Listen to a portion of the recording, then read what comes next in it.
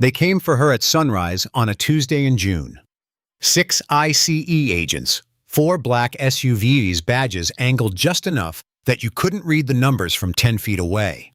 And a supervisor named Rory Kellerman, who had decided 2 weeks earlier, over a bad cup of coffee in a government break room, that the black woman at 1408 Sycamore Lane had gotten too comfortable on his street. He thought she was nobody. He thought she was easy. He thought 4 vehicles on a dead-end cul-de-sac at 6:47 in the morning meant he had already won before she ever opened her front door. He had no idea who he was standing on the porch of. He had no idea that the woman in the faded army sweatshirt holding a coffee cup was one of 7 women in the history of the United States military ever cleared for her specific operational billet. He had no idea that somewhere in a quiet office in Virginia, a list existed with her name on it, and that when certain things happened to the people on that list, certain other people woke up. He had no idea. That was, as it turned out, the most expensive ignorance of his life. Stick around, because when the people who trained him, come to collect on what Rory Kellerman did that morning on Sycamore Lane, it is the most complete federal destruction I have ever covered on this channel. And it starts the way all the best ones do, with a woman who did not run. The house was brick single-story, with a good roof and a maple tree in the front yard that turned the color of a stop sign every October. Marcy Ellington had paid for it in cash, not because she was wealthy, because she was a woman who had spent 23 years in the United States Army and had never once in that time had occasion to spend money on anything except the things she absolutely needed, which were very few, and which did not include a second rocking chair. She was 47 years old. She had a garden with tomatoes and 1 rose bush she hadn't entirely figured out yet. She had a Ford Bronco in the driveway with a gold star sticker on the back bumper. She had a daughter named Jasmine who called every Sunday at 6 o'clock from Memphis, where she was finishing nursing school. She had a coffee maker that she ran once in the morning and not again, and she had the particular kind of stillness that settles into a person who has spent a long time listening for things that might kill them and has finally, for the first time in decades, found a place quiet enough to stop listening. She had moved to Willow Bend, Tennessee for the peace of it. Not the postcard kind, the real kind. The deep-pillowed, hard-earned quiet that a soldier decides they are owed after enough years of the other thing. The neighbors had been what neighbors always are in a small Tennessee cul-de-sac, friendly on the surface, curious underneath, and slow to close the last inch. Harriet Donnelly, 2 doors down, a Vietnam widow with white hair and a coffee cup permanently in her hand, had closed that inch on day 3 by walking over with a jar of her own honey and a look that said she had already decided Marcy was going to be fine. Emmett Hawkins across the street, a retired postal worker in a Tennessee Volunteers cap, had closed it on day 8 by asking if she needed help with her gutters, which she didn't, but she said yes because she understood the offer for what it was. The Baxters next door had a 16-year-old named Cody who walked a rescue beagle named Mayor twice a day and never forgot to say ma'am, and that had been enough. The rest of the street she knew by their cars and their curtains. That was the right amount. On the morning that everything changed, Marcy was on her knees in the tomato bed before the sun cleared the power lines. She was in the faded army sweatshirt and a pair of canvas pants, her hands working the soil without her looking at them, the way a musician plays a scale without looking at the keys. She was thinking about Jasmine, about the phone call last Sunday, which had run 47 minutes instead of the usual 40, and how Jasmine had sounded tired in the good way, the way people sound when they have been working hard at something they chose. About what she might cook if Jasmine drove up next weekend. About the pecan thing Jasmine pretended not to like but always ate 2 servings of. She did not hear the first SUV turn onto Sycamore Lane. She heard the second in the way you hear something when there is no reason for it. The third she felt more than heard, because by then 3 engines were idling at the mouth of a dead-end street at 6:47 in the morning, and a woman who had spent 23 years reading situations before they became situations had already set down her trowel. She rose. She brushed the dirt from her knees. She walked without hurrying to her porch steps, climbed them, picked up the coffee mug she had left on the railing 20 minutes earlier. She took 1 slow sip, still warm. Then she looked down her driveway. 4 black Chevy Suburbans, 1 blocking the driveway mouth, 1 blocking the cul-de-sac exit. two pulled diagonally across the street in a containment box. She looked at the formation, and she felt the familiar stillness drop into her shoulders the way a coat settles onto a hanger. She had taught this formation in another life to men whose names were now on a wall in Virginia. She set the coffee cup back on the railing. She placed her hands palms forward where everyone could see them. What Marcy did not know yet, standing on her porch, was the thing that had set all of this in motion. She would not learn it fully until 11 months later in a federal courtroom when a prosecutor laid it out in 4 sentences that made the gallery go very quiet. Supervisor Rory Kellerman was 51 years old. Gray crew cut, broad across the shoulders, in the way of a man who had once been genuinely strong and was now just thick. He had been with ICE for 19 years. He had been passed over for the regional director position twice. The second time, 6 months before the morning on Sycamore Lane, he had been told in a meeting he would never forget that the selection committee had concerns about his judgment. He had driven home from that meeting, poured himself 2 fingers of bourbon before he took off his jacket and sat at his kitchen table thinking about what the word judgment meant when used about a man who had spent 19 years doing a job that very few other people had the stomach for. He did not in that moment, or any of the moments that followed, consider the possibility that the committee had been right. What he did instead was build a quiet arrangement. He had known for 3 years a mid-level administrator at a private detention contractor called Brightstone Holdings, a company that ran 6 facilities across 4 states under Department of Homeland Security contracts. The arrangement was simple. Kellerman directed arrests to Brightstone facilities. Brightstone paid $4,800 per month into 4 separate LLCs registered in Delaware in the names of his wife's brother, his college roommate, his neighbor's adult son, and a shell entity called Sycamore Valley Consulting, LLC, which he had named with the blunt irony of a man who thought no one was watching after the street where he grew up. What Kellerman did not know was that an FBI financial crimes unit in Nashville had been tracking the Brightstone payment trails for 11 months. They were 3 weeks from arrest. They had everything they needed except one clean final piece of evidence connecting Kellerman personally to a specific directed detention. He was going to hand them that piece of evidence himself. He just didn't know it yet. The anonymous tip about 1408 Sycamore Lane had been filed by Kellerman himself from a prepaid phone he had bought at a gas station 2 counties over. He had filed it on a Thursday afternoon. He had driven past Marcy's house on Tuesday, 2 weeks earlier, when she had filed a noise complaint against his brother-in-law Derek, who rented a house 4 streets over and who had, for the 3rd time in a month, been running power tools past 10 p.m. The noise complaint had been routed by the county system to Kellerman's own field office. He had seen her name on it. He had driven past her house. He had looked at the gold star sticker on her Bronco. In the break room that afternoon, he had said to 2 of his agents, loud enough for the department body camera on the filing cabinet to capture lady on Sycamore, filed on Derek again. These people move out here, think they own the whole street. What's she gonna do? Call the army. He had laughed. The 2 agents had laughed. Nobody had laughed when that body camera footage played in federal court 11 months later. The agents came out of the vehicles in the slow, coordinated way of men performing authority for an audience they had already decided was present. They wore dark tactical vests over blue ice windbreakers. Their badges hung on chains around their necks, every single one angled to make the number unreadable from conversational distance. That detail, before anyone said a word, told Marcy everything she needed to know about the legitimacy of what was happening. The man in the lead was Kellerman. He walked like a man who had practiced walking like a man. Each step landed with deliberate weight, the kind of stride that wants to be heard on hard floors. His vest rode high on a stomach that had grown past the last adjustment on his belt, and the sweat on his upper lip was already there despite the mild June morning, which told her he had been rehearsing this on the drive over. Across the street, Cody Baxter came out his front door in basketball shorts and a t-shirt with the beagle on the leash. He saw the 4 SUVs. His face did the thing a teenager's face does when the adult world suddenly makes a kind of terrible sense it never made before. He sent the beagle back inside with a soft word, unclipped the leash, and pulled his phone from his pocket. He raised it at chest height, camera facing forward. He hit record. Marcy saw him do it. Their eyes met across the asphalt for one instant. She did not nod. She did not smile.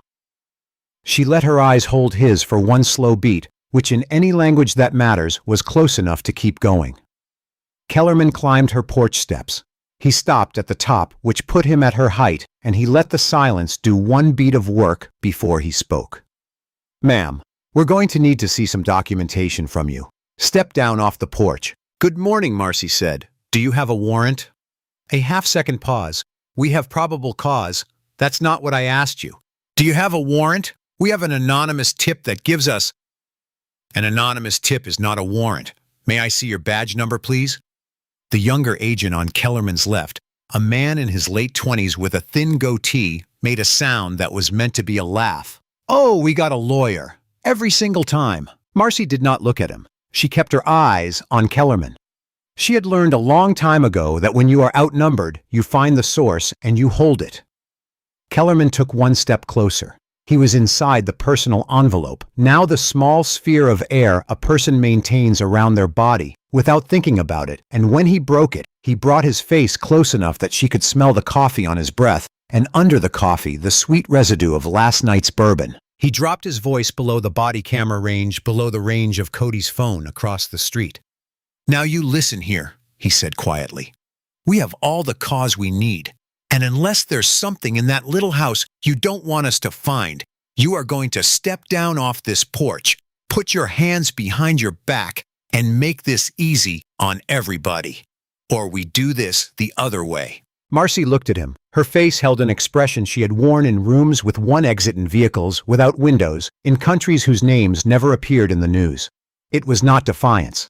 It was the specific blankness of a person who has already completed the calculation and is waiting patiently for the other party to catch up. "Supervisor Kellerman," she said, reading his name tape, "I am going to say this once. You do not have a warrant. You do not have probable cause. You have a fabricated tip and a formation you borrowed from a training manual. Turn around. Get in your vehicles. Drive away. I will not pick up a phone today. That is the last easy offer this morning is going to contain." He stared at her. "Turn around," he said. "Hands behind your back." She turned around. She put her hands behind her back. She did it without a wasted motion, because she was not going to give him the clip he was already framing. The cuffs went on 3 clicks past where they needed to be. She felt the metal cut skin. She did not make a sound. And down the length of Sycamore Lane, on every porch, behind every curtain, the morning was over. "Stop resisting." Kellerman's voice cracked across the morning loud enough to carry 3 houses in either direction. Marcy had not moved. She was standing with her hands cuffed behind her back, her spine straight, her weight balanced. The only resistance she was offering was the refusal to perform terror on command, and that she understood was the very thing making him loud. "I'm not resisting," she said. And she pitched her voice to carry to the nearest porch, because she knew the difference between what was happening and what was being announced as happening, and she wanted both on record. "She's pulling away," Kellerman announced to nobody and everybody. "Non-compliant. Assist." 2 agents moved in on either side, hands locking onto her upper arms, with the grip designed to remind a person that their body is not their own. The goatee dug his thumb into the hollow above her elbow, the nerve cluster, and pressed. The pain went up her arm in a white sheet. Her breathing did not change. Curtains opened. Front doors unlocked. Harriet Donnelly, 77 years old, came down her sidewalk in her pink housecoat with a coffee cup in one hand and her phone in the other. She stopped 10 feet from Kellerman and pointed at him with the hand that had the coffee. "You, name and badge number. Right now." "Ma'am, step back." "I will not step back. Name and badge number." "Ma'am, I will place you under arrest for Go right ahead." Harriet's voice was flat and certain, in the way of a woman who had buried a husband at Arlington and raised 3 children alone and was well past being scared of men in vests. "I've got nowhere to be." Emmett Hawkins was on his lawn with his phone to his ear, talking in the low, fast voice of someone on hold with 911, which he was and had been for 4 minutes, and would be for 6 more before a dispatcher told him in a tone he did not appreciate that local police had been advised to stand back from the federal operation on Sycamore Lane. Emmett did not hang up. He asked to speak to a supervisor. Across the street, one of the agents broke formation and crossed toward Cody at a half jog. Cody did not back up. He kept filming, and he said out loud for the audio, "He is coming toward me. I am on my property. I am not doing anything wrong." The agent reached him without slowing and hit the phone out of his hands with a backhand slap that sent it skidding across the concrete walk. Before Cody could move, the agent's boot came down and twisted. The glass crunched. The case split. The SD card Cody's father had taught him to always keep hot swap ready popped loose and skittered into the grass where it was not seen by the agent, who turned and walked back across the street. Cody did not look at the grass. He did not look at the SD card. He looked at the agent's back with the steady, patient expression of a 16-year-old who understood that he was now the only witness on this street who still had evidence. He waited until the agent turned away completely. Then he crouched down, pretending to check his broken phone. His left hand moved through the grass in 4 small sweeping arcs until his fingers closed on the small black rectangle. He stood up. He put it in his sock. He did not look at Marcy. He did not need to. Back on the porch steps, Kellerman was watching his operation come apart at the edges in the way operations do when they are built on performance rather than authority. And he did what men in that position always do. He made it worse. "Tase her." The words fell on a street that had gone very quiet. Even the agents paused. The goatee looked at Kellerman, then at Marcy, standing cuffed and completely still, then back at Kellerman. "Sir." "She's compliant." She demonstrated hostile intent, combat capabilities. "Deploy the taser." "Officer safety." The thick-necked agent on her left, the one who had destroyed Cody's phone and who had been waiting since he got out of the vehicle for someone to give him permission to do something, did not hesitate. He stepped back, drew, and fired. The barb struck her chest. The voltage closed on her body like a fist. Every muscle locked simultaneously. She could not stop her knees from buckling. She could not stop herself from going down. Her head caught the edge of the second porch step, on the way a white flash, and then a low ringing, and then the damp coolness of the grass against her cheek, and the taser smell of burned fabric, and the grass smell of morning dew. Both very sharp and very separate, the way senses go when a body is in shock. She did not make a sound.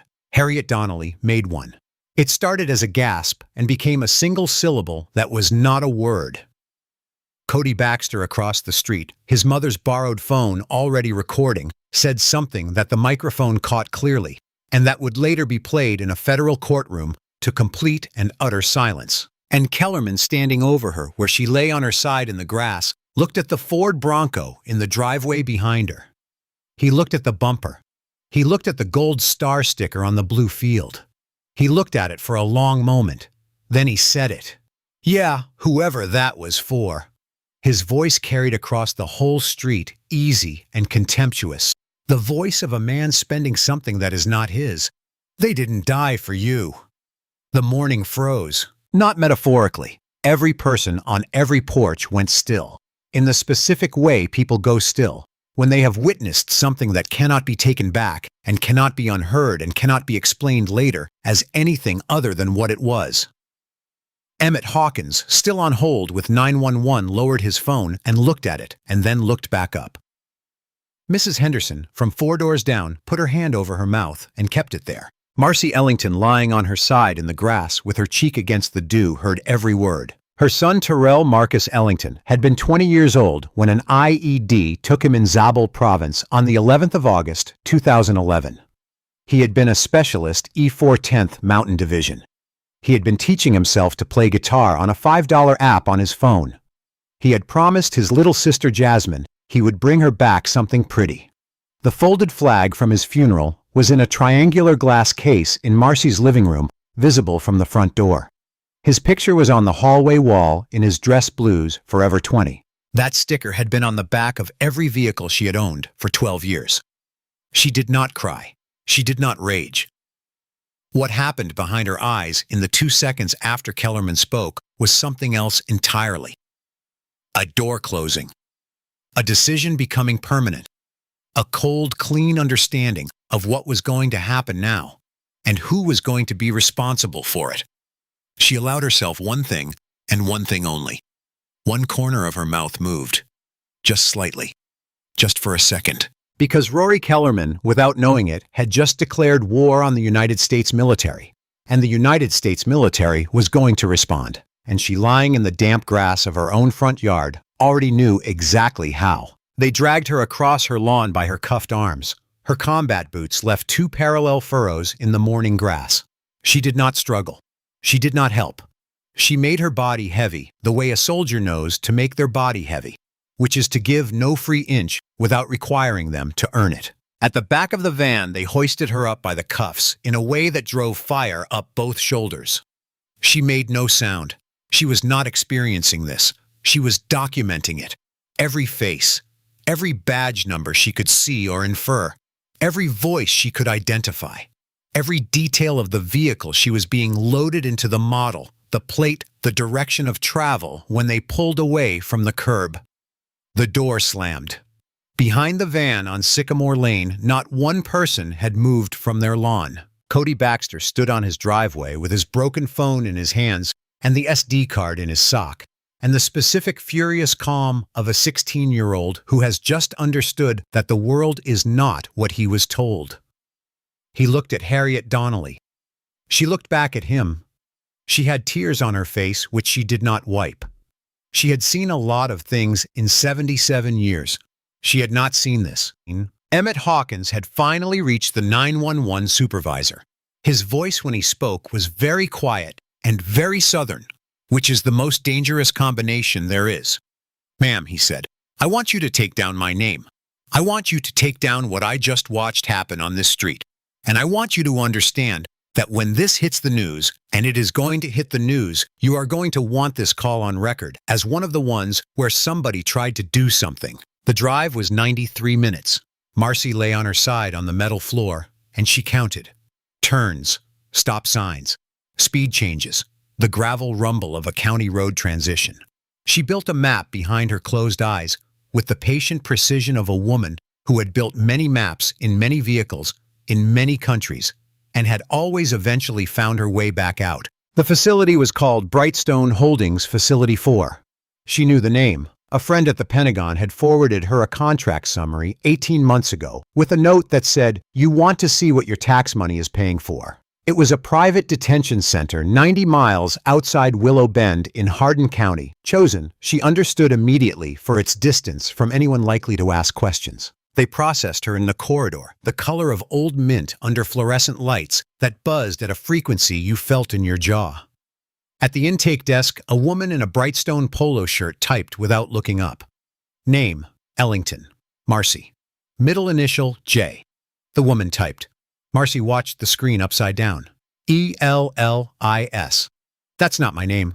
System shows Ellis. The system is wrong. My name is Ellington. Marcy. Lieutenant Colonel, United States Army Inactive Reserve. My military identification is in the property bag. The woman typed something else and did not look up. Her Army ID was accidentally dropped on the intake desk floor, the corner chipping on the concrete. Her dog tags were cataloged as miscellaneous metal items, weighed on a small postal scale, bagged and placed in a drawer. Her phone call was denied because the phones were, she was told, down for maintenance. She asked when they would be back up. Maybe tomorrow, the woman said. She watched her own identity dissolve in front of her. Name gone. Rank gone. Service record gone. In the Brightstone system, she was now Sarah Ellis, no prior record, no affiliations, no next of kin on file. A ghost file, designed to make a person unfindable until the right forms were processed through the right channels, which could take days or weeks or longer. If the right channels were also managed by Brightstone, they walked her to a cell in the isolation block. 7 feet by 9, steel bunk with a thin mattress, sink toilet combination in brushed stainless, a door with a reinforced window and a waist-height slot, a fluorescent bulb that did not turn off. She stood in the center of the cell after the door closed, and she listened for 7 full minutes without moving. The bulb, the ventilation, distant footsteps, their cadence, their direction. A door 22 paces away, roughly right. A cart with a bad wheel. A washing machine below. Then she walked the perimeter, touching each wall once with the back of her hand. Not looking for a weakness. maintaining the habit. The habit was one of the things they could not take. Then she sat on the bunk back to the wall, and she began building a list. Badge numbers she had seen or inferred. Faces, voices. The goatee's speech click on the letter K, the Celtic knot tattoo on the thick-necked agent's right wrist. Kellerman's coffee and bourbon breath. The name tape. The specific angle of the deliberately obscured badge. The exact time on the intake clock when they logged her dog tags. She was not afraid. She had been in worse cells in worse countries for worse reasons. She was patient. Patience was in fact the whole strategy. What she was alone in the dark with the bulb buzzing overhead was angry. Not the hot kind, the cold kind. The kind that does not need to be fed because it feeds itself. Approximately 20 minutes after they locked her in the slot at waist height scraped open, Kellerman's face appeared in it. He had changed into a fresh uniform. His hair was still faintly damp. He was smiling the smile of a man who has been looking forward to this part. "Paperwork," he said. "You know what I love about paperwork? When it's done right, a person just kind of goes away. Poof!" He paused to let the word land. "Nobody knows where you are. Nobody's going to find you. Because there's no Ellington in this system. There's a Sarah Ellis, and Sarah Ellis is very, very hard to track down." He paused again. "So I want you to think in here about what you want to tell me. About the kind of trouble you thought you were going to make for a federal officer on your little porch this morning." She looked at him. Her face was empty. "I made you one offer this morning," she said quietly. "You didn't take it." "Yeah, and so I'm not going to make it again." He looked at her through the slot, and in that look for just a fraction of a second, something moved behind his eyes that was not quite what he had come here for. Not fear, but something adjacent to it. The specific discomfort of a man who has kicked over a rock and found something that does not startle. He slammed the slot shut. She listened to his footsteps walk 22 paces down the corridor. She listened to the door. 3 steps after it closed. She filed it. Then she went back to the list. In Memphis, Jasmine Ellington was on a pediatric ward floor when the Sunday call she hadn't realized she'd been waiting for didn't come. She didn't notice until Tuesday evening when she was back in her apartment, microwaving leftover chili, and she scrolled her recents and saw that the last call from her mother was 4 days ago. 47 minutes, the regular one. Nothing since. Her mother did not miss calls. In 6 years of Sunday evening calls, every single one made twice by her mother. From an airplane once through a connection so poor, the call dropped 4 times, but made always. Her mother did not lose phones. Her mother did not forget. She called. 4 rings voicemail. Called again. Same. Texted. Delivered not read. She waited an hour. She told herself there was an explanation. She called again. Nothing. She packed an overnight bag. She did not know why exactly, except that a small animal in the bottom of her chest had started to pace, and she had learned from her mother to trust that animal. By 8, she was on I-40, heading east, a thermos of coffee in the cup holder. Driving the way her mother had taught her, exactly at the speed limit, both hands on the wheel, no radio. She pulled onto Sycamore Lane at just past midnight. The Bronco was in the driveway. The house was dark. The front door was closed and locked. Everything looked undisturbed until her headlights swept across the front walk and caught the 2 parallel furrows in the lawn. She got out. She crouched down on the walk. She touched one of the dark patches on the concrete with her fingertip. She stood up. She told herself for about 4 seconds that it might be oil. She climbed the porch steps. On the railing, her mother's coffee mug overturned. On the porch boards beside it, a thin brown smear. She sat down on the top step, and she put her hands in her lap, and she breathed. She was going to be a nurse. She had learned to slow down when everything in her body wanted to speed up. She breathed in. She breathed out. She looked at the street. A porch light came on across the road. Cody Baxter came out of his house in sweats, barefoot, moving with the particular purpose of a person who has been sitting up waiting. He crossed the asphalt without saying anything. He looked at her face. "I'm her daughter," Jasmine said. "I know," he said. "Come inside. I've got something for you." In the Baxter kitchen, under the range hood light, with Denise Baxter making coffee with hands that shook slightly. Cody pulled a small black SD card out of his sock. He put it on the table between them. "They came yesterday morning," he said. 6 of them. 4 trucks.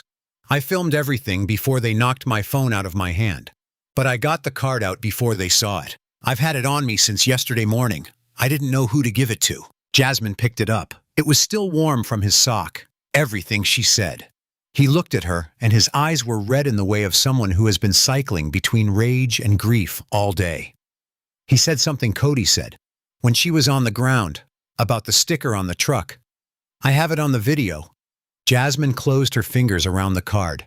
She looked at the table for a moment, then she looked up. "I need to make a call," she said. "Do you know where her truck keys are?" The brown plastic envelope was taped to the underside of the driver's seat frame with 2 strips of black duct tape exactly where Deborah had told her it would be. Jasmine had been told to call Deborah by a contact in Killeen who had been her mother's best friend since basic training in 1998, a woman who had picked up on the second ring and whose voice had gone from groggy to hard and alert inside of 5 seconds when Jasmine said the words, "They took my mom." Deborah had told her where the envelope was. She had told her what was in it. She had told her what to do with it. She had said at the end, in a voice that Jasmine would think about for a long time, "Your mama is going to be okay.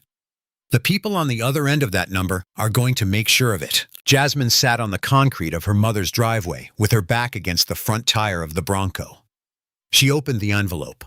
Inside was a laminated card the size of a business card with a 10-digit phone number on one side. No name, no agency. An area code she didn't recognize. On the other side, in her mother's careful print in black Sharpie, "Baby, if you are reading this, things you have never known about me are about to become very real. Very fast. Call this number. Do not be afraid, I love you." Jasmine sat on the driveway and read the card twice. She thought about every time her mother had said she was away on training. She thought about the scars on her mother's left shoulder that she had been told matter-of-factly were from a climbing accident. She thought about her brother Terrell's room, the closed door, the way her mother never talked about the Army, except in the most general and unrevealing terms. She thought about a childhood shaped around a woman who was always somehow the calmest person in any room, in any situation, as if calm were not a quality she had, but a tool she had been issued. She thought about who that woman actually was. Then she stopped thinking about it because there was a time to understand things and a time to act, and her mother had raised her to know the difference. She dialed. 1 ring, 2 rings. The answer came before the 3rd. "Go ahead." Not "hello." Not "who is this?" Just "go ahead" in a voice that had been woken at strange hours by many phones and had stopped being surprised about any of them. "My name is Jasmine Ellington. I'm Marcy Ellington's daughter. They took my mother yesterday morning. ICE agents. They tased her on her front lawn and put her in a van, and nobody will tell us where she is. I found this number under the seat of her truck. She said to call it if." Silence. 2 seconds. 3. Address. 1408 Sycamore Lane, Willow Bend, Tennessee. "You there now?" "Yes." "Stay there. Don't open the door for anyone in uniform until I get there." "You understand me?" "Yes." "I'll be there before sunup. Make some coffee." The line went dead. Jasmine looked at the sky. The stars were very bright and very still. She looked at the gold star sticker on the bumper 2 feet from her face. She put her hand on it gently, the way you put your hand on something that belongs to someone you love who is not there. She sat on the driveway for a while. Then she went inside and made the coffee. They came at 4:17 a.m. in 2 black Suburbans with no markings and no lights, moving at a quiet rolling speed down a street where everything was still. They parked without blocking anything. 4 men got out in dark civilian clothes that didn't match their boots. The man in the lead was tall and gray-templed, maybe 60, with a face that had been weathered to the color of good leather, and eyes that even in the dark moved to every exit. He saw Dale Baxter in the F-150 in the driveway first. He raised one hand, palm out. Dale Baxter, who had been sitting there since 10 p.m. with a 12 gauge across his lap. Because nobody on this street was going to sit alone tonight, looked at the hand and then at the man, and lowered the shotgun. The man nodded. Dale nodded back. The tall man walked up to the porch and stopped. He did not knock. He stood at the door and waited. and Jasmine, who had been watching from the window since she heard the engines, opened it. "Ma'am," he said, "my name is Wade Harkness. I served with your mother. May I come in?" He sat at the kitchen table. He drank the terrible 4-hour-old coffee without commenting on it. He listened to Jasmine tell him everything, all of it: the Sunday call, the drive, the furrows in the grass, the SD card in Cody's sock, the line about the bumper sticker. When she got to the line about the bumper sticker, Harkness sat very still, and his jaw moved once, and then he was still again. She gave him the SD card. Without looking away from her, he held it out to his left, and one of the 3 men who had come in quietly behind him took it and walked back out to the Suburban with a laptop already open on his knee. "Miss Ellington," Harkness said, "I need to tell you some things about your mother that she did not tell you. Some of it I am not at liberty to detail. But here is what you need to understand." He folded his hands on the table. "Your mother retired in 2021 as a lieutenant colonel. She did not retire from a conventional unit. She spent the last 11 years of her career attached to a support cell of a unit that most Americans have only heard of by a nickname: Delta Force. Its official designation is different. Your mother was, not to be precise, a door kicker. She was the intelligence architecture behind the doors. She was the person who knew what was behind every door before anyone approached it. She was one of 7 women in the history of that unit ever cleared for her specific billet.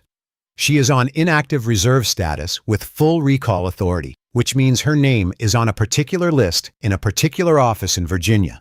And when certain things happen to the people on that list, certain people wake up." Jasmine looked at him. "So this isn't just a civil rights case?" "No, ma'am. An unlawful detention of your mother is a federal national security incident. And there is one more thing I need to tell you, which I want you to keep in this room for now. The supervisor who came to this house yesterday morning, Kellerman, had already been under federal investigation for 11 months before he ever filed that tip. The FBI's Financial Crimes Unit in Nashville had been tracking a kickback arrangement between him and the private detention contractor they moved your mother to. They were 3 weeks from closing the case. When Kellerman drove 4 vehicles onto this street yesterday morning, he did not just make a mistake.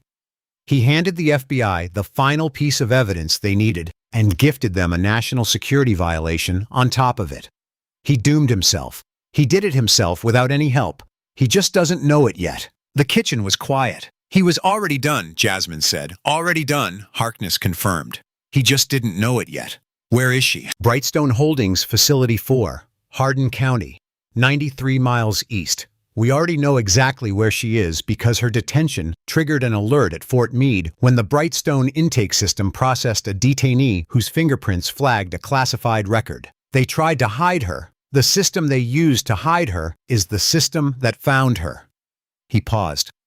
"Your mother will be out of that building today. But I need to ask you something first." He looked at her. "How do you want this handled? Quietly or loudly?" She looked at him for a long moment. She looked at the coffee mug her mother had left on the counter before she went outside yesterday morning. She looked at the closed door of the hallway where Terrell's picture was on the wall. "What does loudly mean?" she said. He told her. Full federal prosecution, public trial, every victim Kellerman had ever touched. The private contractor dismantled. Kellerman in federal prison for as long as a judge felt like. Marcy on the stand in uniform in a federal courtroom in front of cameras. Loudly, Jasmine said. She did not need a second. Harkness nodded once the way a man nods when he has already confirmed the answer in his own mind and is just completing the formality. "All right," he said. He stood. He put his terrible coffee mug in the sink with the careful precision of a man raised to put things where they belong. "The cavalry is not us, Miss Ellington. We are the escort." The cavalry is already assembling. The calls Wade Harkness made from Marcy's porch between 4:40 and 6 a.m. traveled through the pre-dawn dark in a pattern that, if drawn, would have looked like lightning finding the fastest path through a storm. The first call went to Major General Dela Ruiz at Fort Bragg, a 2-star who had been a captain on a rooftop in Mosul in 2004, and who would not be alive to hold her current rank if not for the intelligence work of a woman named Marcy Ellington. General Ruiz picked up on the first ring. She listened to 90 seconds. She said, "I'll make the call." She made it before she was out of her bedroom. That call went to a 3-star at the Pentagon, whose name does not belong in this story. He made 2 calls, one to the DOJ Civil Rights Division, one to FBI Nashville Field Office Special Agent in Charge, Avery Holloway, a black woman of 41 who had joined the Bureau because her uncle had been shot by a sheriff's deputy in Mississippi in 1998, and who, when the 3-star finished his 4 sentences, put down.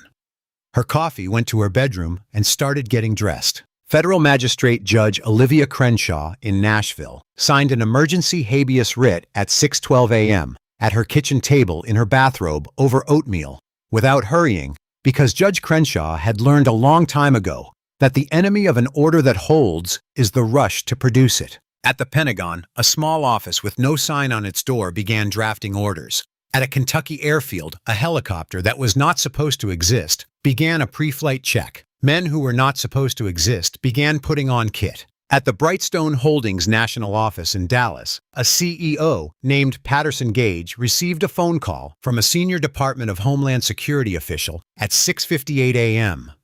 The official asked him very politely whether he could tell her the current location and status of a detainee processed the previous morning under the name Sarah Ellis, whose fingerprints had triggered a classified flag at Fort Meade. Gage had said that he had no record of such a detainee. The official had given him 10 minutes to find one. Gage had called the Facility 4 warden in a voice his assistant later described as the voice of a man who had just understood the dimensions of the problem he was in. The warden found Marcy in the isolation block within 4 minutes. Gage called the official back. The official thanked him and told him that federal agents would be at his facility by 9 a.m. and that he should make sure every door was unlocked when they arrived. Gage, to his credit, did not argue. And in Willow Bend, in the ICE field office, Rory Kellerman sat at his desk at 7:15 a.m., feet up, laughing at something his brother-in-law had texted him, entirely unaware that 11 months of federal investigation had just in the space of 2 hours become a case that a U.S. attorney was already calling the cleanest civil rights prosecution she had seen in 2 decades. He opened Facebook. He posted a photo of himself standing in front of the Brightstone facility sign. He tagged it. He wrote a caption. He had 244 friends. 42 of them liked the post. One of them screenshot it and sent it within 10 minutes to the FBI's Nashville field office tip line. It would be entered into evidence at trial. The jury saw it on the second day. By 8:15 a.m., 3 federal agencies were in active coordination. By 8:40, the warrants for Kellerman's work, computer personal phone banking records, and the 4 Delaware LLCs had been signed by a federal magistrate in Nashville. By 8:52, DOD Criminal Investigative Service agents were in a car headed to Kellerman's field office with a sealed envelope that Kellerman would not see until they were standing at his desk. And 93 miles east of Willow Bend, inside the Brightstone facility, the morning count was in progress when Donnell Price, the facility administrator, received a call from her CEO that caused her to speed walk through 3 security doors and down 2 corridors to the isolation block at 1.3 times her normal walking pace, according to the footage that federal investigators would later review. The isolation guard opened cell 6. Marcy Ellington was sitting on the bunk back, straight hands in her lap, eyes open. She had not slept. She had been building behind her closed eyes a complete map of the facility guard rotations, camera positions, shift change times, the names of every staff member she had heard mentioned. She had also been privately in the part of herself that she did not show to doors and slots and fluorescent lights, doing the one thing she had not allowed herself to do since the van door slammed. She had been thinking about Terrell, about the way he used to call her from basic training voice, cracking between confidence and homesickness, trying to be the soldier and the son at the same time. About the last time she saw him at Thanksgiving, how he had carved the turkey with a focus that was all her, and she had thought watching him, he got my hands. About the way he had hugged her goodbye at the door, brief and fierce, the hug of a man who was trying not to make it a farewell. About the 11 years she had spent after his death going into situations that could have ended her, and the private understanding she had carried in all of them that she was not afraid to die because she had already survived the worst thing. About Jasmine, who had the card. Jasmine, who would have found the envelope by now. Jasmine, who would have made the call. She allowed herself in the privacy of the cell, The one thing she had refused on the lawn. She pressed her right fist once against the concrete wall. Not hard enough to hurt, hard enough to feel the solidness of it. Hard enough to remind herself she was still here. Still real. Still exactly who she had always been, regardless of what name they had put in a computer. Then she straightened. She put her hands back in her lap. She went back to the map. When the cell door opened and Donnell Price appeared in the frame, Marcy was ready. "Ma'am," Price said, and her voice had already shifted register by one full step downward. "Can you state your name, please? I've stated it several times. Please state it again." "Lieutenant Colonel Marcy J. Ellington, United States Army, inactive reserve. My service number is," and she read off the 9 digits without pausing. "My identification is in your property bag. The corner is chipped from where your intake agent dropped it on the floor." Donnell Price's face did something very controlled and very revealing at the same time. A tightening at the corners of the mouth, 2 pale spots high in each cheek. "Ma'am," she said, "there has been an administrative—" "Don't," Marcy said quietly. "Save it for the investigators. They're already on their way." The breach was not announced. That was the first thing. No sirens, no megaphone, no theatrical pause at the gate. Just a convoy of 9 federal vehicles moving at a speed that was not 25 miles an hour, that was not patient or procedural. That was the speed of a decision that had already been made and was now simply being delivered. 3 FBI SUVs with their grille lights dark but present. 2 U.S. Marshals vans. 1 DOD unmarked Suburban. 1 state police cruiser. 2 more state police cars that arrived from the east as the convoy arrived from the west and created together a seal around the facility that left no gap. Above the distant thunder of a helicopter, that was not the news. A single UH-60 in a wide orbit.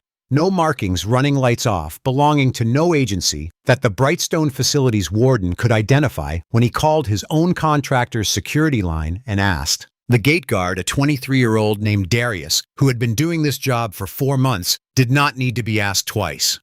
He had been waiting in a low background way for someone to come take over since Donnell Price had speed-walked through his checkpoint 45 minutes earlier with the face of a person calculating the distance between themselves and the exit. The lead FBI SUV stopped 2 feet from the electronic gate.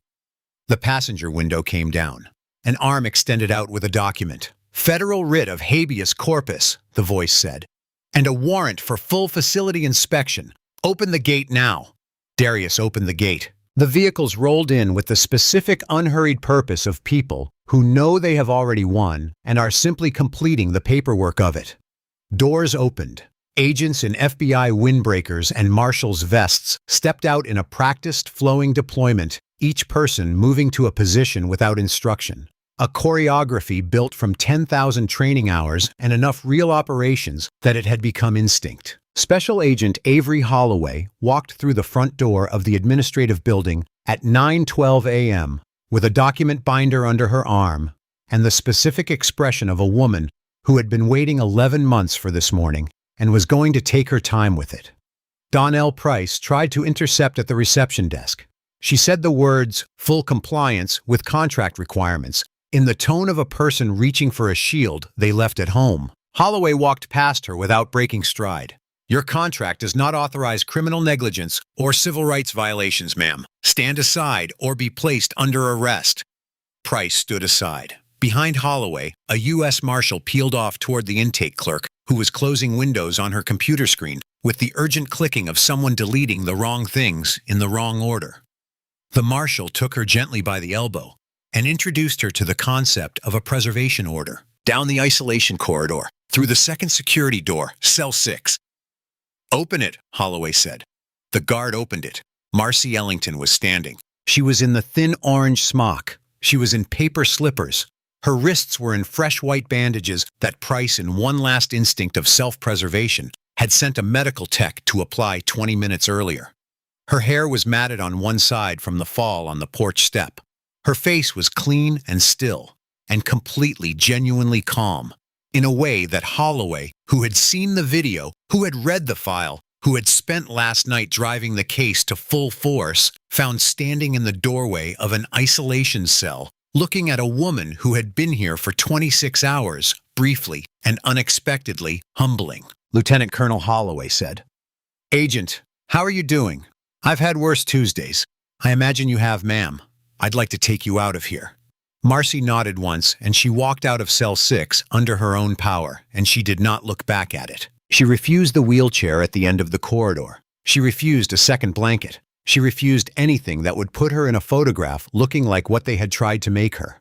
She walked the length of the isolation corridor and through the security doors and through the intake hall and out through the front doors of Brightstone Holdings Facility 4 with her shoulders level and her chin up and her hands loose at her sides 26 hours after they had put her in a van on her own front lawn. Outside, the morning was bright and June warm and smelled of cut grass and diesel and the specific clean relief of open air after a sealed room.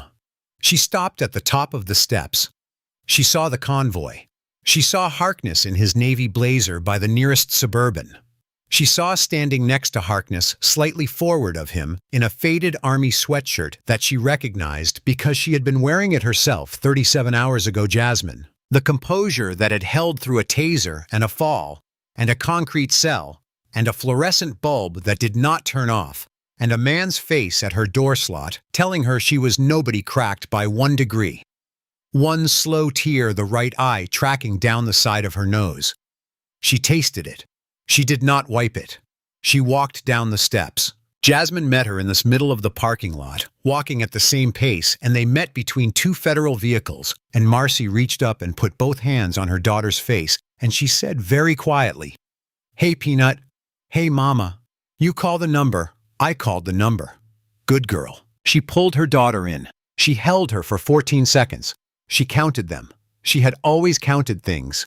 Then she let go. She straightened. She put her hand on Jasmine's shoulder once the way you press something you need to know is still there. She turned to Harkness. "Colonel, ma'am, where is Kellerman?" Harkness looked at his watch. "Agent Holloway's people should be walking into his building in approximately." He paused, listening to something in his earpiece. "Now, ma'am, I want to be there." "I know. There are clothes in the trunk. A beat." "Colonel, I want my uniform." He looked at her for a long moment. Something moved in his face that a person who did not know him would have missed. "It's in the trunk, ma'am," he said. "Been there since 4 this morning." Rory Kellerman was in the break room of his own field office at 9:34 a.m., leaning back in a plastic chair, laughing at a video his brother-in-law had sent him when 6 people walked through the door. He did not look up immediately. He was at the punchline. He laughed. Then he looked up. 2 FBI special agents, 2 DODCID investigators, 2 U.S. Marshals, all 6 in badges, all 6 displayed straight, all 6 numbers fully readable. They stood in a formation that was nothing like the formation he had used on Sycamore Lane, which had been built for performance. This one was built for function. Supervisor Rory Kellerman, the lead agent said. He was a tall man, mid-40s, with a voice that had the specific unhurried cadence of a person who has all the time they need. "Please place your phone on the desk, stand up, and put your hands behind your back." "What is this?" Kellerman's chair came forward. "This is an arrest, sir." "On what?" "Please stand up. I was conducting a legitimate federal." "Sir." The lead agent reached into his jacket, removed a folded document. He did not unfold it. He read from memory. Deprivation of rights under color of law. Title, 18 Section 242. Conspiracy against rights, Section 241. Kidnapping, Section 1201. Assault on a federal officer, Section 111. Wire fraud, Section 1343. Honest services fraud, Section 1346. Bribery of a public official, Section 201. False statements, Section 1001. Falsification of records, Section 1519. Conspiracy, Section 371. He paused. "That's 10 counts. Your attorney will have the full indictment." Kellerman's face went through red, then gray, then something smaller than either. "I want a lawyer," he said. "You will have one. Please stand up." He stood. They took his phone. They took his service weapon. They took from his chest the badge he had worn for 19 years, the one he had used as a license to do whatever he felt necessary to maintain the fear he called respect. They laid it on the break room table. It made a small, flat sound when it landed. Then the lead agent did something Kellerman had not expected. He looked at him with an expression that was not contemptuous, not theatrical, not performing anything for any audience. Just even and flat and final. "There is one more thing I want you to know," the agent said. "Our financial crimes unit opened a case on your arrangement with Brightstone Holdings 11 months ago. We had wire transfers, LLCs, a full paper trail. We were 3 weeks from your arrest anyway. The tip you filed against the woman on Sycamore Lane, the vehicles you sent the facility you moved her to, you handed us the last piece of the case on a plate. You also handed us a national security violation that turned a financial fraud case into a civil rights prosecution that is now being personally overseen by the Assistant Attorney General in Washington." He paused. "You were already done, Supervisor. You just didn't know it yet." Kellerman stared at him. "You were already done," the agent said again quietly. "You brought your own destruction to her door. You drove it there in 4 SUVs, and you tipped us that it was ready." The cuffs went on. Not loose. Not dramatically tight. By the book, exactly the way a professional does it, the way a person does it, who does not need to use physical restraint as a message. They walked him to the door. His team was in the bullpen. Not one of them looked at him. The goatee was at his desk, eyes on his screen, perfectly still. The thick-necked one was at the coffee machine, his back turned. 2 of them, the agents would learn later, had spent the previous hour on the phone with an FBI investigator about their own cooperation agreements. The blue wall, it turned out, was only as high as the number of people still willing to stand on it, and that number had dropped considerably. They walked Kellerman through his own front door past the plaque with his name on it into the June sunlight. A federal marshal's van was at the curb. As they rounded the vehicle toward the rear doors, another car rolled up, a black Suburban. It stopped. The rear door opened. A woman stepped out. She was black. She was in her late 40s. She wore the Class A dress uniform of the United States Army green jacket with gold braid at the cuffs, a chest of ribbons that included a bronze star with valor, a purple heart, a combat infantry badge variant, and a row of deployment patches that ran across and turned a corner. On her collar, the silver oak leaf of a lieutenant colonel. Her wrists beneath the jacket cuffs were wrapped in white gauze. Her hair was combed. Her face in the June sunlight was completely expressionless. Kellerman looked at her. The color ran out of his face, the way water runs out of a glass that has been knocked on its side. "You," he said. "Supervisor. You. How? You said a lot of things to me yesterday morning," Marcy said. Her voice was quiet and unhurried, and had in it absolutely none of the anger that a person in her position would have been entirely entitled to. That absence was the most frightening thing about it. "I only want to say one thing to you now." He did not speak.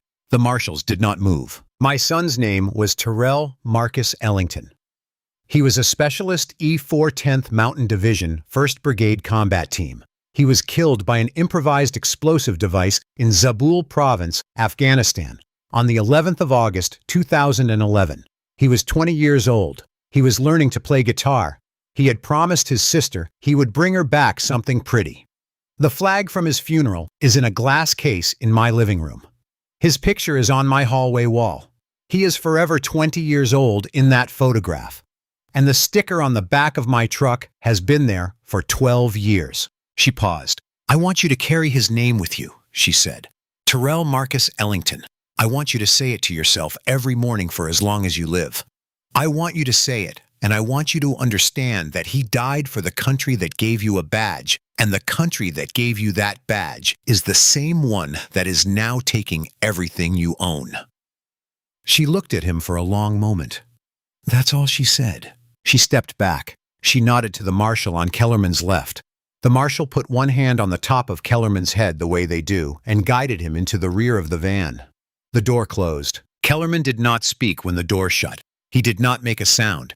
He just sat in the dark of the van and stared at the wall. And somewhere in his chest, in a place he had not visited in a very long time, something collapsed. Not with drama, with the specific airless deflation of a man who has finally completely run out of the thing he mistook for strength. The van pulled away from the curb. Marcy Ellington watched it go. She watched it until it turned the corner.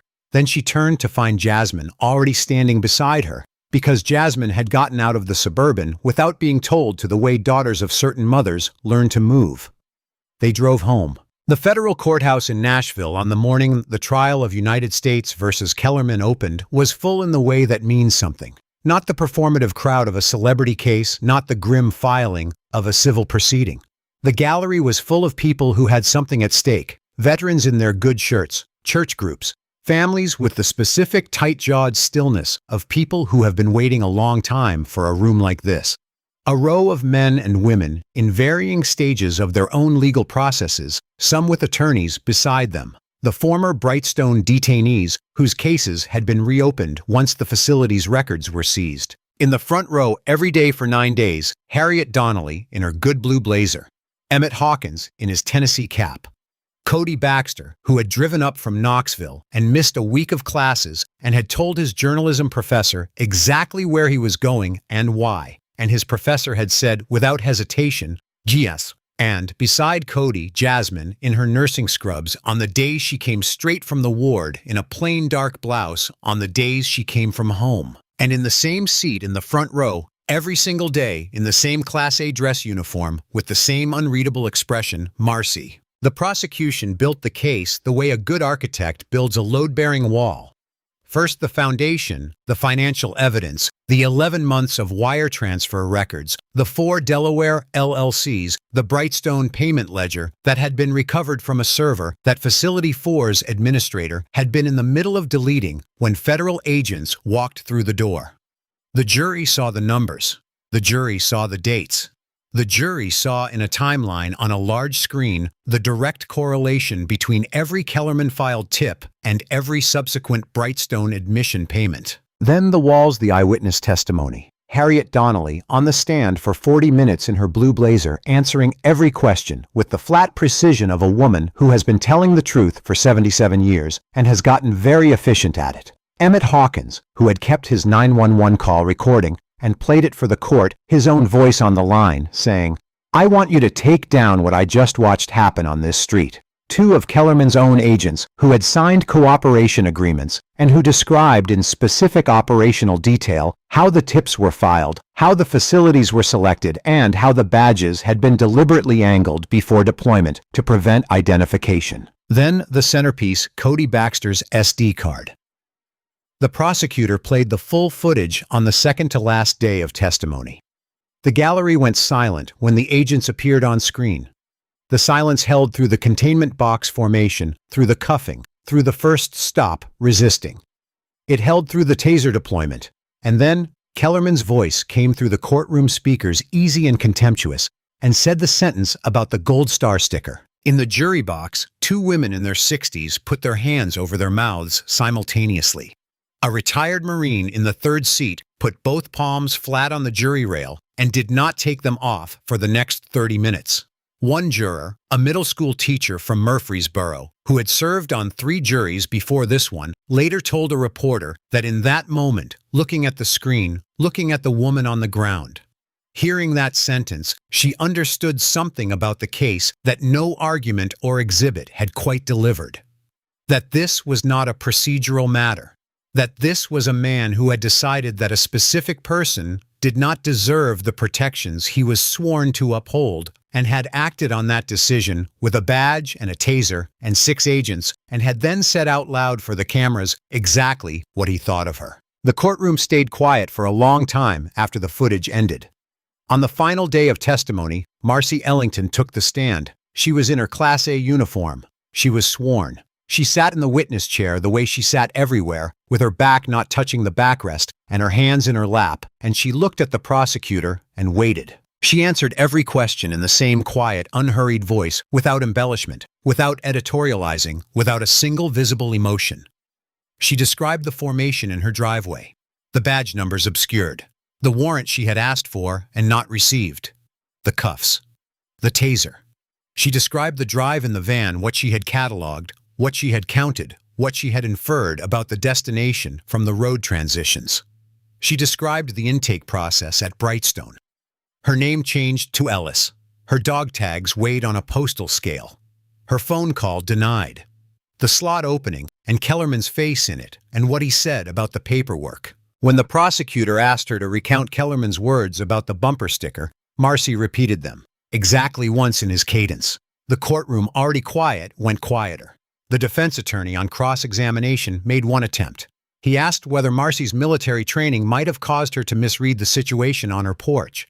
Marcy looked at him. I spent 11 years assessing situations that people with more training than you or Supervisor Kellerman had failed to read correctly, she said. I did not misread this one. The defense attorney sat down. Judge Olivia Crenshaw listened to the last witness with her reading glasses on and a yellow legal pad in front of her that she had been taking notes on for 9 days. When the testimony concluded, she set her pen down and she sat back and she looked at the courtroom. The jury will retire to deliberate, she said. The jury deliberated for 4 hours and 11 minutes.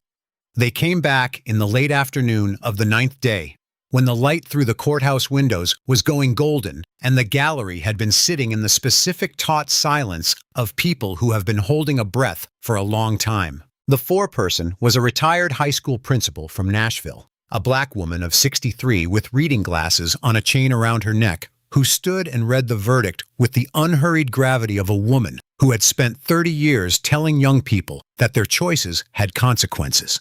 Guilty, guilty, guilty, guilty, guilty, guilty, guilty, guilty, guilty, guilty, guilty. 11 counts. 11 guilty verdicts read one at a time into a courtroom that received each one in absolute silence and did not release that silence until the last one had been spoken. Judge Crenshaw waited a full 30 seconds after the last verdict before she spoke. She was not in a hurry. She had not been in a hurry since she was 34 years old, and a public defender in Shelby County had told her after losing a case she should have won that the law moves slowly because justice is heavy and you do not rush heavy things. Mr. Kellerman, she said, please rise. He rose.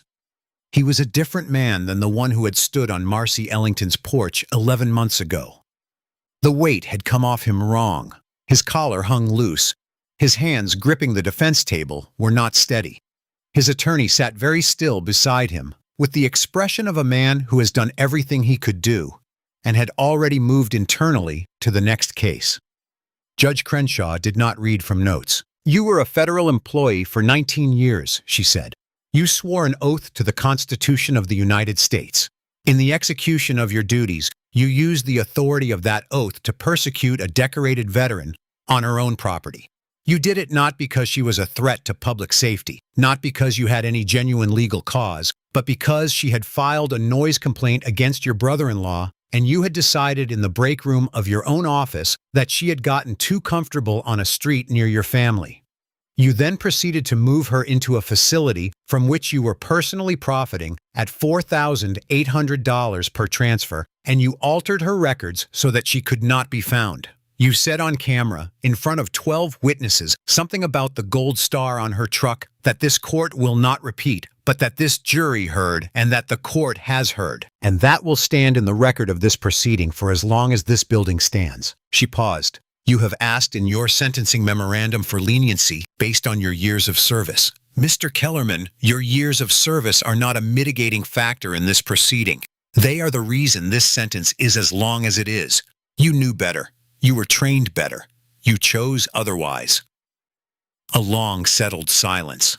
On count 1, deprivation of rights under color of law with bodily injury, 10 years in the custody of the Federal Bureau of Prisons. On count 4, kidnapping, a consecutive term of 10 years. On count 5, wire fraud. And count 6 through 11, the remaining fraud and conspiracy counts, concurrent terms of 4 years. Total term of imprisonment, 24 years to be served as specified without the possibility of parole. The gavel came down. One clean, untheatrical strike. Kellerman's legs buckled. His attorney caught him under the arm. He made a sound that was not a word, something low and involuntary. The sound a person makes when something they built their whole life on falls through the floor. His hands, scrabbling for the edge of the defense table, found it and held on. In the front row, Harriet Donnelly pressed a white handkerchief to the corner of one eye and held it there. She did not look away from the bench. Emmett Hawkins put his hands on his knees and looked at the floor for a moment and then looked back up. Cody Baxter, 18 years old, who had held an SD card in his sock for 18 hours on a Tuesday in June and had not told anyone about it except the people who needed to know, sat very still and breathed. Jasmine took her mother's hand. Marcy let her. For exactly the length of time it took Judge Crenshaw to gather her papers and leave the bench, she held her daughter's hand and she looked at the front of the courtroom and she thought about a 20-year-old boy who had promised his sister something pretty, and she allowed herself the full weight of what had happened in this room.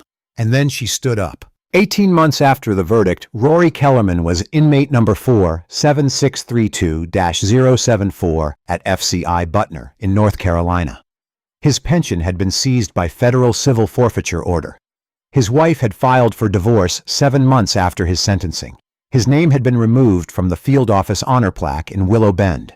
He had not had a single visitor in 18 months, according to the DOJ liaison, who sent Marcy a brief quarterly update at her own request. Not one.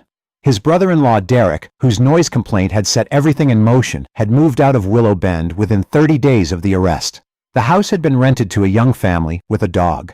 The Brightstone Holdings contract had been terminated 11 days after the facility was breached. The Hardin County location had been converted by federal order and funded in part by the Kellerman Civil Forfeiture into a veterans transitional housing center run by a retired Army chaplain. 61 beds, 48 currently occupied. In the lobby, a memorial plaque bore 19 names. Marcy had been to see it twice. She put her hand on it both times. She did not say anything. She did not need to. Harriet Donnelly, now 79 years old, held the honorary chair of the Willow Bend Civilian Oversight Board with a specific and joyful seriousness that had given her back, by her own account, the 10 years she had lost to a bad hip and too much television. She wore her blue blazer to every meeting. She had gotten her nails done for the first one and had not stopped. She had told Marcy over sweet tea on the porch that she considered the whole affair to have been the most interesting thing that had happened to her since the Nixon administration. Cody Baxter was in his first year of journalism at the University of Tennessee on a scholarship funded by the civil settlement. His first published piece in the student paper was a profile of a retired postal worker named Emmett Hawkins. Emmett had gotten it framed. It hung between the Tennessee Volunteers calendar and the picture of his wife at the Grand Canyon in the garage he spent most of his time in. Jasmine had graduated and taken a pediatric nursing position at Willow Bend General. She had moved her things from Memphis to her mother's guest bedroom on a Sunday in February without making any announcement about it. She had arrived with 3 suitcases and a mattress strapped to the roof of her car, and at the kitchen table, Marcy had said, "All right, Peanut," and neither of them had needed to say anything else, because in some families, the important things have never required much language. On a warm morning in late April, with the maple tree in full red bud and the tomato bed needing attention, Marcy was on her knees in the garden when she heard the screen door open. Jasmine came down the porch steps in jeans and a plain t-shirt, 2 cups of coffee in her hands. They were the same mugs, the ones from before. "Mama." They're starting to arrive." Marcy stood, brushed her knees, took the coffee. They came up the sidewalk in the unhurried way of people coming to something that is not a party and not a ceremony, but something in between, something that does not have a name because it does not need one. Harriet in her blue blazer. Emmett in his cap with a covered dish that turned out to be peach cobbler. Cody with his parents. The Castanedas, the new family in Doc Pearson's old house, who had been told nothing about what had happened on this street, except by the quality of attention the neighbors paid each other, which had told them everything. Pastor Williams, 4 men in civilian clothes who had driven from as far as Virginia and Florida.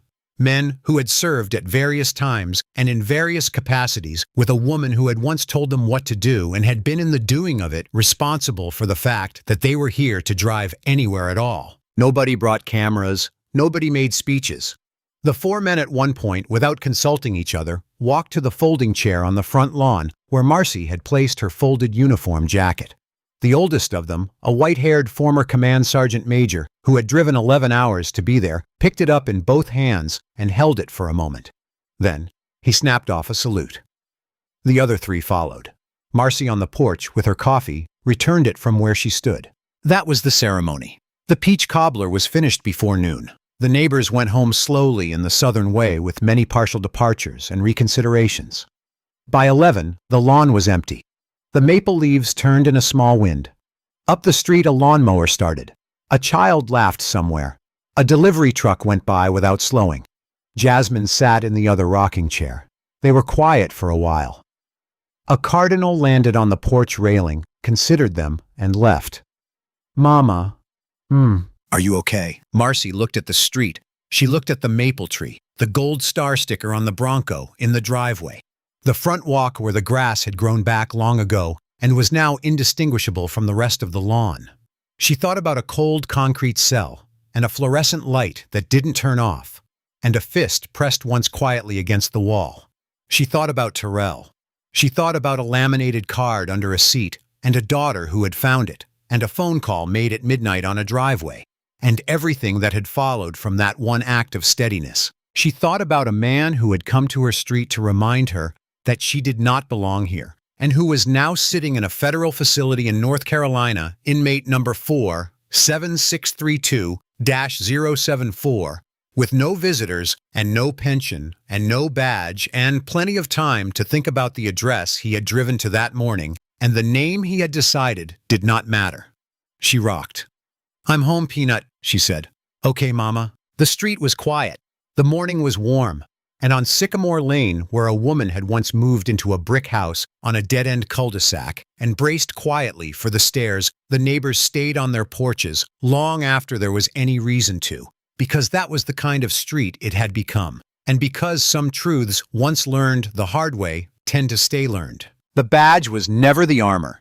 It was always supposed to be the oath. When the man wearing it forgets the difference, he builds brick by brick in every act of cruelty. He mistakes for authority the exact cell he will eventually occupy. Rory Kellerman thought he was untouchable on a quiet Tennessee street.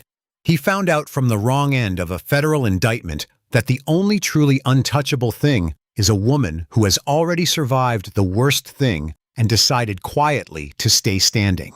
2 questions for the comments. Was 24 years enough for a man who used a federal badge against a Gold Star mother on her own porch, or should Judge Crenshaw have given him the maximum? And if you were Jasmine sitting on that driveway at midnight with your mother's handwriting on a laminated card in your shaking hands, would you have had the steadiness to dial that number? Tell me below. I read every single one. Next week, a retired Black Marine Master Gunnery Sergeant walks into his own VFW hall on a Friday night and is told in front of 30 men he served alongside for 26 years that he is in the wrong place. He doesn't argue. He sits down. He orders a beer. And then the door opens. Subscribe our channel so you don't miss it. Hit the like button if you want more stories like this one. Stay safe out there, and remember, some doors really aren't meant to be kicked in.